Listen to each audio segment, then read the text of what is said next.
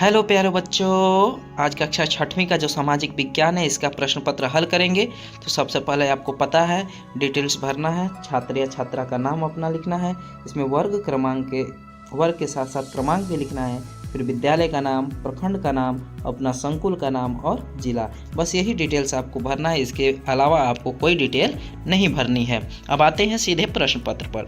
पहला प्रश्न कह रहा है सही विकल्प के सामने सही का निशान लगाइए। तो इसका जो पहला प्रश्न है बोल रहा है जैन धर्म के अंतिम तीर्थंकर कौन थे। तो ये सही जवाब होगा महावीर। अब अगला प्रश्न देखते हैं। अगला प्रश्न क्या कहता है, छठी शताब्दी ईस्वी पूर्व में भारत में कितने महाजनपद थे। छठी शताब्दी ईसा पूर्व में भारत में कितने महाजनपद थे। तो इसका सही जवाब होगा 16 महाजनपद थे। तो ऐसे फैक्ट वाला क्वेश्चन आपसे पूछा जाता है तो आप इसको जरूर देखें। और तीसरा प्रश्न इसमें बोल रहा है 23.5 डिग्री उत्तरी अक्षांश पर कौन सी काल्पनिक रेखा है। तो ये आपका होगा मकर रेखा। Very good. अब अगला प्रश्न है ग्राम पंचायत उदाहरण है किसका है भाई। ग्राम पंचायत राज्य सरकार, केंद्र सरकार या स्थानीय सरकार। तो ये सब, तो इसका सही जवाब होगा इनमें से कोई नहीं, इनमें से कोई नहीं। Very good. अब आते हैं अगले प्रश्न पर। अगला प्रश्न क्या है, रिक्त स्थानों की पूर्ति कीजिए। तो पहला है प्रारंभिक औजार अधिकांश बने होते थे। प्रारंभिक औजार जो शुरुआती दौर में जो औजार बने थे तो वो औजार किसके बने होते थे, पत्थर के बने थे। Very good. यहाँ पर आपका क्या हो जाएगा, पत्थर यहाँ पर हम लिखेंगे। और अगला प्रश्न गौतम बुद्ध का जन्म हुआ था। गौतम बुद्ध का जन्म कहाँ हुआ था, लुम्बिनी में। Very good. पृथ्वी अपने अक्ष पर झुकी है। तो पृथ्वी अपने अक्ष पर कितना डिग्री झुकी है, 23.5 डिग्री। Very good. और लोकतंत्र में सत्ता की शक्ति किसके पास होती है, प्रजा के पास। Very good. तो ऐसे ही आपको इस रिक्त स्थानों में भरना है। अब आते हैं अगले प्रश्न पर, मिलान करने वाले को मिलाते हैं। इसमें मिलान में है स्तंभ अ को स्तंभ ब से मिलाइए। तो बौद्ध धर्म कौन सा मार्ग देता है, अष्टांगिक मार्ग। इसमें अष्टांगिक मार्ग के बारे में बताया गया है बौद्ध धर्म में। और लिच्छवी कहाँ था, ये वैशाली में आपको देखने को मिलता है। मंगल कैसा ग्रह है, ये आपको लाल ग्रह है। ओणम केरल में। Very good. तो ऐसे ही आपको मिलाना है। अगला प्रश्न है निम्नलिखित में किन्हीं 4 प्रश्नों के उत्तर संक्षेप में दीजिए। तो ए है 4 का देना है। वैसे हालांकि मैं सभी प्रश्नों का उत्तर दे चुका हूं इसमें, तो आपको जो आसानी लगे उसको आप लिख सकते हैं और समझ सकते हैं। तो आते हैं पहले प्रश्न पर। पहला प्रश्न कर रहा है वस्तु विनिमय प्रणाली से आप क्या समझते हैं। तो वस्तु विनिमय प्रणाली क्या है इसको हम समझते हैं अभी। जब किसी एक वस्तु के बदले दूसरी वस्तु का लेन या देन होता है वह वस्तु विनिमय कहलाती है। जैसे एक गाय लेकर 10 बकरियां देना। इस पद्धति में विनिमय की सार्वजनिक इकाई अर्थात मुद्रा का इस्तेमाल नहीं किया जाता है। विनिमय का अर्थ है किसी वस्तुओं के बदले किसी दूसरी वस्तुओं का आदान प्रदान करना। जब हम किसी वस्तु के बदले दूसरी वस्तु देते या प्राप्त करते हैं तो वह विनिमय कार्य कहलाता है। विनिमय को 2 वर्गों में विभाजित किया गया है। क्रम विनिमय, जब हम कोई वस्तु खरीदते हैं तो उसके बदले में जो भी मूल्य देते हैं क्रय विनिमय कहलाती है। तो ये आपको ध्यान देना है। अब चौथा का ही दूसरा प्रश्न है पाषाण युग की मुख्य विशेषताओं को लिखें। पाषाण का अर्थ होता है पत्थर, इसलिए पाषाण युग वह अवधि है जब मानव ने पत्थरों से औजार बनाना और उनका उपयोग करना शुरू किया। इस काल की विशेषता यह है कि इसमें मनुष्य ने प्राकृतिक संसाधनों का उपयोग करके अपनी बुनियादी जरूरतों को पूरा किया। पाषाण युग में ही मनुष्य ने प्रारंभिक सभ्यता की नींव रखी। पाषाण युग मानव सभ्यता का वह बेहद खास युग है। इसी काल में मानव ने निम्न उपलब्धियां प्राप्त की। पहला है मानव ने पशुओं को पालतू बनाया। दूसरा है आग की खोज की। तीसरा है खेती करना सीखा। चौथा है पत्थर की नुकीली कुल्हाड़ी का प्रयोग कर जमीन साफ की। कृषि के लिए पत्थर का जो भी औजार बनाया पत्थरों का बनाया। भारत की भीमबेटका गुफा पाषाण कालीन चित्रकला के लिए विश्व प्रसिद्ध है। ये एक फैक्ट हो गया। अब चौथा का ही तीसरा जो प्रश्न बोलता है सभी महादेशों के नाम लिखे। महाद्वीप, महादेश वही है। तो पृथ्वी पर 7 महाद्वीप हैं जिनके नाम निम्नलिखित है। पहला है एशिया, यह विश्व का सबसे बड़ा महाद्वीप है जिसमें भारत, चीन, जापान, रूस और अन्य देश शामिल हैं। दूसरा है अफ्रीका, यह महाद्वीप पृथ्वी का दूसरा सबसे बड़ा महाद्वीप है जिसमें अनेक देश हैं जैसे क्या मिस्र, नाइजीरिया, दक्षिण अफ्रीका, केन्या और गिनी शामिल है। तीसरा है उत्तर अमेरिका, यह महाद्वीप उत्तरी अमेरिका को समेटता है जिसमें कनाडा, संयुक्त राज्य अमेरिका, मैक्सिको और केंद्रीय अमेरिकी देश शामिल हैं। चौथा है दक्षिण अमेरिका, यह महाद्वीप दक्षिण अमेरिका को समेटता है जिसमें ब्राज़ील, अर्जेंटीना, चिली, पेरू और वेनेजुएला शामिल है। यूरोप, यह महाद्वीप भूमध्य सागर के पश्चिमी में स्थित है जिसमें जर्मनी, फ्रांस, ब्रिटेन, रूस, इटली और अन्य देश शामिल हैं। छठा है ऑस्ट्रेलिया, यह महाद्वीप प्रधान रूप से ऑस्ट्रेलिया द्वीप को समेटता है जिसमें Australia, New Zealand, Papua New Guinea और अन्य छोटे द्वीप हैं। और सातवां है अंटार्कटिका, यह महाद्वीप अंटार्कटिका महासागर में स्थित है और इसमें कोई अस्थायी आबादी नहीं है। ये 7 महाद्वीप पृथ्वी का प्रमुख भूभाग है और विभिन्न भौगोलिक, सांस्कृतिक और आर्थिक विविधताओं को प्रतिनिधित्व करते हैं। तो अब इसी का चौथा जो प्रश्न है, सौर मंडल के कितने ग्रह हैं, सभी का नाम लिखें। तो सौर मंडल के 8 प्रमुख ग्रह हैं। पहला बुध, शुक्र, पृथ्वी, मंगल, बृहस्पति, शनि, अरुण और वरुण हैं।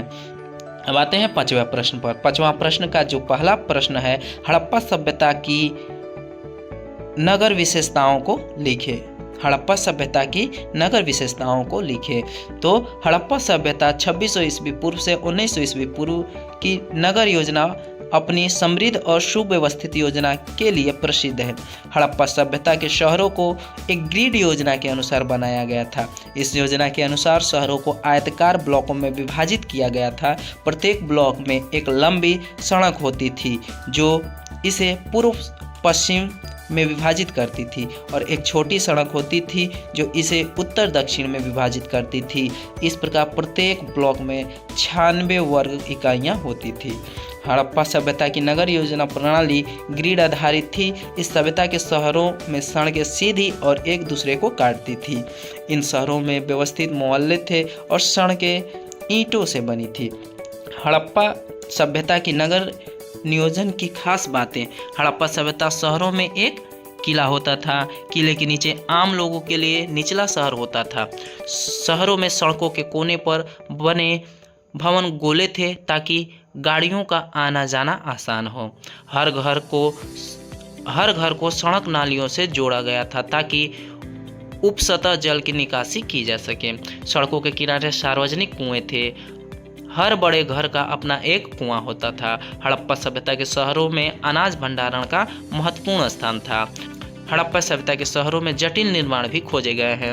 हड़प्पा सभ्यता के शहरों में श्रमिकों के रहने के लिए आवास भी थे। हड़प्पा सभ्यता के शहरों में जलापूर्ति व्यवस्था प्रथम श्रेणी की थी। अब 5वां का दूसरा जो अथवा जो उसका प्रश्न था वही है, वायुमंडल किसे कहते हैं, इसके विभिन्न परतों के नाम लिखे। वायुमंडल को गैसों की एक परत के रूप में परिभाषित किया जाता है जो पृथ्वी या किसी अन्य खगोलीय पिंड को घेरता है जिसे पर्याप्त द्रव्यमान होता है। पृथ्वी की सतह से वायुमंडल 1000 किलोमीटर तक की दूरी में फैला हुआ है, लेकिन वायुमंडल में लगभग पूरे द्रव्यमान को पृथ्वी के मजबूत गुरुत्वाकर्षण खिंचाव के कारण 32 किलोमीटर के भीतर अनुभव किया जा सकता है। वायुमंडल की इस परत में विभिन्न गैस हैं जैसे नाइट्रोजन 78%, ऑक्सीजन 21% और शेष 1% में कार्बन डाइऑक्साइड, नियॉन, हीलियम आदि शामिल होते हैं। वायुमंडल की 5 परतों के नाम हैं। वायुमंडल की 5 परतें होती हैं जो कि हमें अपने वातावरण को समझने में मदद करती हैं। यहाँ स्टूडेंट के लिए वायुमंडल की परतें बताई जा रही है। पहला है क्षोभ मंडल, दूसरा है समताप मंडल,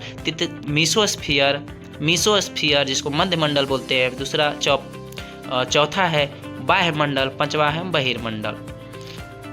अब आते हैं अगले प्रश्न पर। 5वां का जो दूसरा प्रश्न है, ग्राम पंचायत के क्या क्या कार्य होते हैं।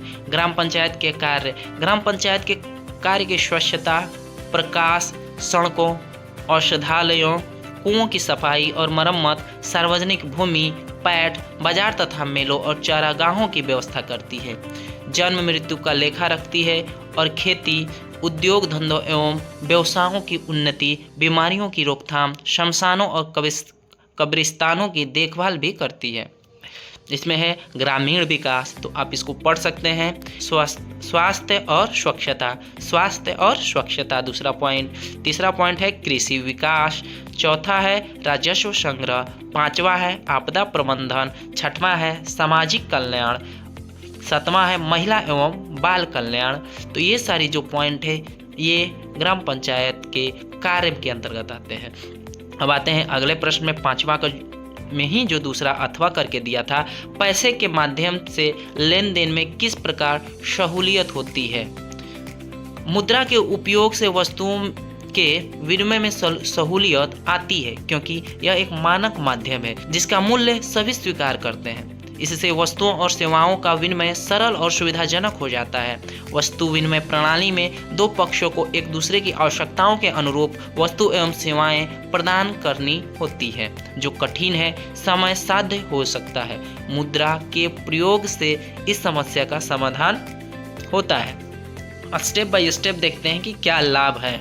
पहला इसका लाभ है, मुद्रा एक मानक माध्यम है जिसका मूल्य सभी स्वीकार करते हैं। दूसरा है, मुद्रा के प्रयोग से वस्तुओं और सेवाओं का विनिमय सरल और सुविधाजनक होती है। तीसरा है, वस्तु विनिमय प्रणाली में दो पक्षों में एक दूसरे की आवश्यकताओं के अनुरूप वस्तुएं या सेवाएं प्रदान करनी होती है, जो कठिन और समय साध्य हो सकता है। और चौथा है, मुद्रा के प्रयोग से इस समस्या का समाधान होता है। तो ये रहा आपका उत्तर सभी प्रश्नों का। तो आप अपने हिसाब से देख सकते हैं, आप इसको अच्छे तरीके से पढ़ सकते हैं। लगभग ऐसे ही आपका प्रश्न पूछा जाएगा। अगर आपके पास कोई भी प्रॉब्लम है तो आप कमेंट बॉक्स में पूछ सकते हैं। अगर कोई डाउट है तो आप कमेंट कर सकते हैं। कमेंट आपके लिए खुला है। तो ऐसे ही हंसते रहिए, मुस्कुराते रहिए, पढ़ते रहिए। देखने के लिए बहुत बहुत धन्यवाद। Bye bye.